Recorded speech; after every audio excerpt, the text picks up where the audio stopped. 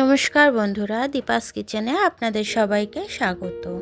আজকে আমি পাহাড়ি চিকেন নিয়ে এসেছি। তো আপনারা দেখুন আমি কিভাবে এটাকে বানাই। শুকনো কড়াতে দেখুন আমি এটা ভেজে নিচ্ছি। ধনে, ডালচিনি, লবঙ্গ, গোলমরিচ, এলাচ আর দুটো শুকনো লঙ্কা, এইগুলোকে আমি ভেজে নেব শুকনো কড়ায়। ভেজে নিয়ে আমি ওটাকে তুলে নিয়েছি। তুলে নিয়ে এবার দেখুন আমি কড়ার মধ্যে তেল দিয়ে মাংসটাকে ছেড়ে দিয়েছি। আমি 1 কেজি মাংস নিয়েছি। এখন নুন দিয়ে দিলাম, একটু হলুদ দিয়ে দিলাম, এবার একটু লাল লঙ্কা দিয়ে দেবো, কাশ্মীরি লাল লঙ্কা দিয়ে এবার এটাকে দিয়ে আমি ভালো করে ভাজবো। এটা যতক্ষণ না ভাজা ভালো করে হচ্ছে ততক্ষণ আমি এটাকে তুলবো না। ততক্ষণে দেখুন আমি রসুন নিয়ে নিয়েছি, আদা নিয়ে নিয়েছি, পেঁয়াজ নিয়ে নিয়েছি, টমেটো কুচি নিয়ে নিয়েছি আর এই ভাজা মশলাটা তুলে রেখেছিলাম। আর পেঁয়াজটা আমি নেব আধ ভাঙা টাইপের করে নেব একটু। অ্যাকচুয়ালি চপারে করলে ভালো হতো, আমি চপারে করিনি, আপনারা চপারে করে নেবেন। তো পেঁয়াজটা আমি মাংসটা তুলে নিয়ে আমি ওর মধ্যে দেখুন লবঙ্গ, ডালচিনি, এগুলো গোলমরিচ, তেজপাতা এগুলো দিয়ে আমি একটু ফোড়নে দিয়ে দিলাম। দিয়ে এবার আমি পেঁয়াজটা যেটা ভাঙা করে রেখেছিলাম সেটাকে আমি দিয়ে দিলাম।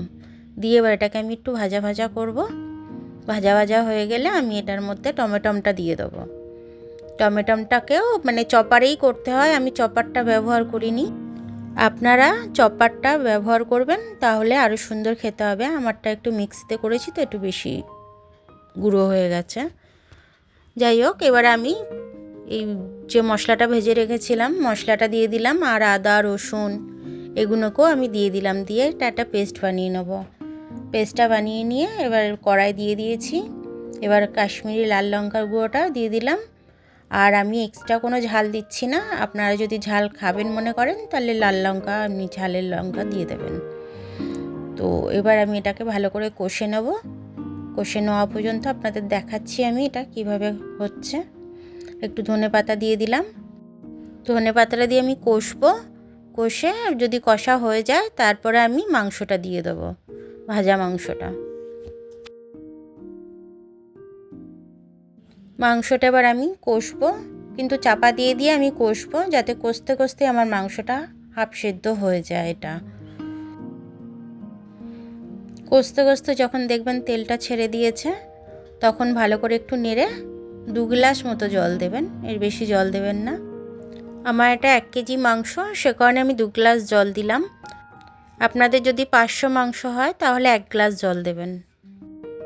পরিমাণ মতো নুন দেবেন।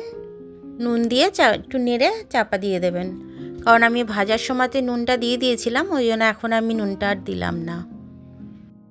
হাই ফ্লেমে 15 মিনিট রেখে দিয়েছিলাম।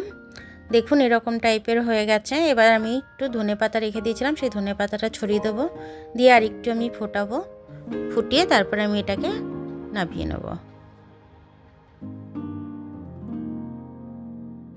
দেখুন বন্ধুরা, আপনাদের পাহাড়ি চিকেন তৈরি হয়ে গেছে। এটা দিয়ে আপনারা ভাত, লুচি, পরোটা সব কিছু আপনারা এটা দিয়ে খেতে পারেন, ইভেন ফ্রাইড রাইস সব কিছু দিয়েই খেতে পারেন।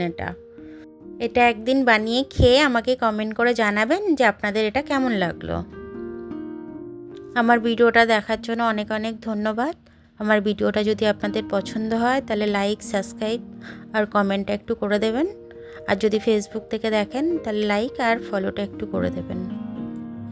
আবার কাল দেখা হবে নতুন রেসিপির সাথে। ততক্ষণ আপনারা ভালো থাকুন, আমি আসছি।